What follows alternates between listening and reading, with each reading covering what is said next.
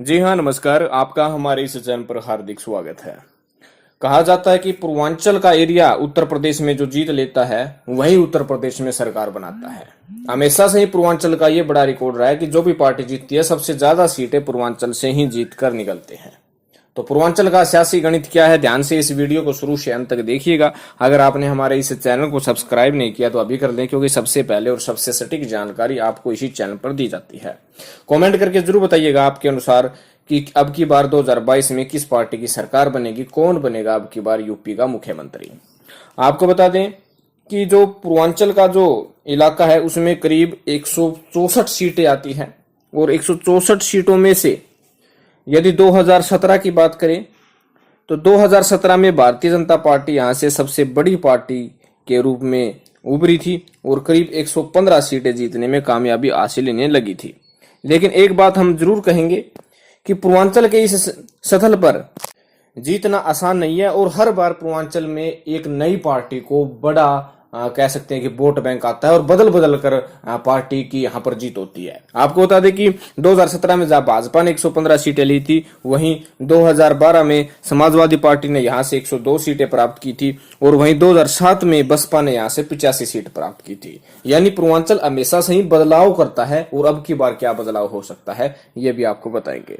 सबसे पहले हम जातीय समीकरण की बात करें तो मुस्लिम आबादी 15 से 16% है यहाँ पर, राजपूत 6 से 7%, ब्राह्मण 9 से 10%, यादव 13 से 14%, दलित 20 से 21%, निषाद के 3 से 4%, राजभर के 3 से 4%, सोनकर के 1.5%, नोनिया के 2 से 3%, कुर्मी के 4 से 5%, कुमार के 2 से 3%, मौर्या के 4% और अन्य के 12 से 13% वोट बैंक जो है पूर्वांचल में है। सबसे पहले समाजवादी पार्टी की राय इसलिए आसान हो रही है क्योंकि मुस्लिम वोट बैंक जो 15 से 16% है और जो यादव वोट बैंक 13 से 14% है, अगर इनको 50% जो दोनों जातियों का वोट बैंक लेती है तो अच्छा खासा प्रभाव यहाँ पर अखिलेश यादव यानी समाजवादी पार्टी गठबंधन को मिल सकता है। और इसके साथ साथ जो समाजवादी पार्टी मुस्लिम और यादव के साथ साथ जो राजभर का वोट है, दलितों का वोट है, कुछ निषाद का वोट है और कुर्मी का वोट है, उन पर भी सेंधमारी करने के लिए आश्वस्त है। हो सकता है कि अब की बार समाजवादी पार्टी सबसे बड़ी पार्टी के रूप में पूर्वांचल में दिखे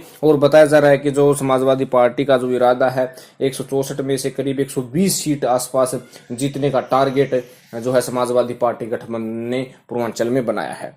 वहीं भाजपा की राय इसलिए मजबूत है क्योंकि पिछली बार की तरह ब्राह्मण वोट बैंक जो पूर्वांचल में 9 से 10% है, राजपूत 6 से 7% है और कुछ यादव वोट बैंक को तोड़ने में कामयाबी हासिल हुई है, दलित वोट बैंक को भी तोड़ने में भाजपा को हासिल हुई थी। वही निषाद पार्टी के साथ गठबंधन है जो कि 3 से 4% वोट बैंक है।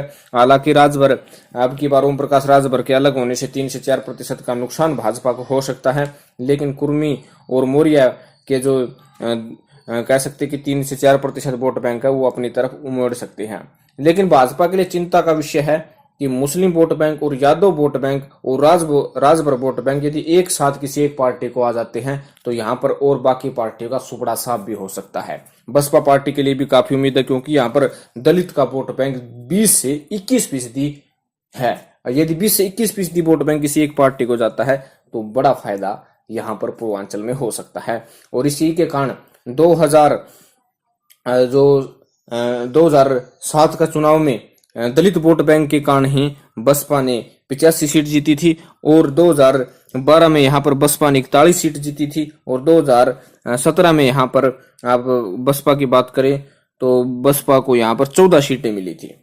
कहीं ना कहीं बड़ा रुतबा पूर्वांचल का है और पूर्वांचल के इस रुतबे से समस्त पार्टियों ने सारा टारगेट पूर्वांचल किया हुआ है क्योंकि 164 में से जो पार्टी यहाँ पर अच्छी बढ़त बनाएगी 100 या 120 सीटें प्राप्त करेगी, फिर उसके बाद में बाकी इलाकों में सिर्फ 80 से 90 सीटें ही जो है प्राप्त करना होता है। तो पूर्वांचल का एरिया सबसे बड़ा एरिया माना जाता है। कहीं ना कहीं यहाँ पर सीधे तौर पर समाजवादी पार्टी, बसपा और भाजपा के बीच में कड़ी टक्कर है, जहां सपा मुस्लिम और यादव के साथ साथ राजभर वोट बैंक पर अपनी जो है पकड़ बनाने के लिए हर संभव प्रयास कर रहे हैं और कुर्मी का वोट बैंक जो हमेशा से सपा के साथ रहा है उसको फिर से लाने की कोशिश कर रहे हैं।